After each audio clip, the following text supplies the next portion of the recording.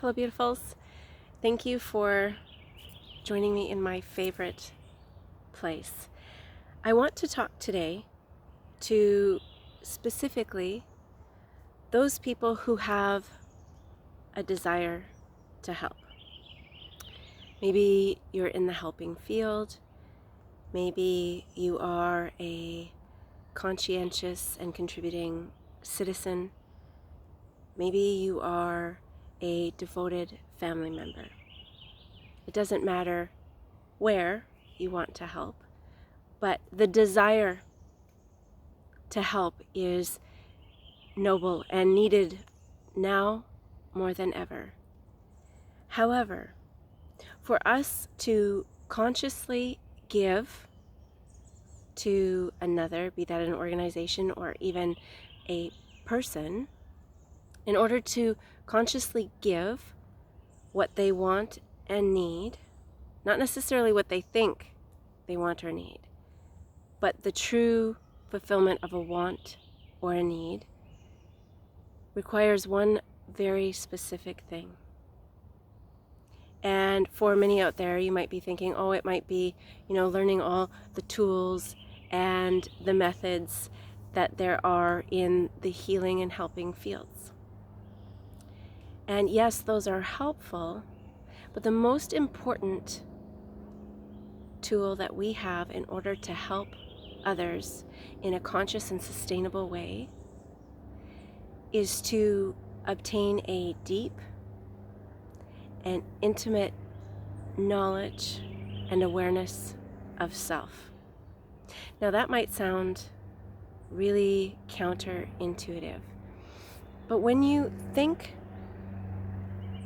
of the concept that we are all one, and I know for some that might be still difficult to conceptualize because our bodies, our cars, our homes, our clothes, our jobs, all of those things, those adornments or those decorations, give us an appearance that we are separate.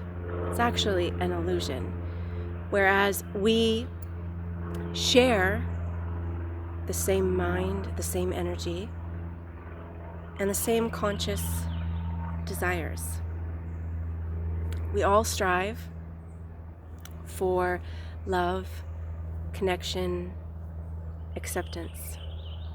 And when we become intimately acquainted with ourselves, that deep knowing where we're not bullshitting ourselves in any place, and we see the weaknesses and we still continue to show up, that is the place where we can authentically see another, because their needs are no different than ours.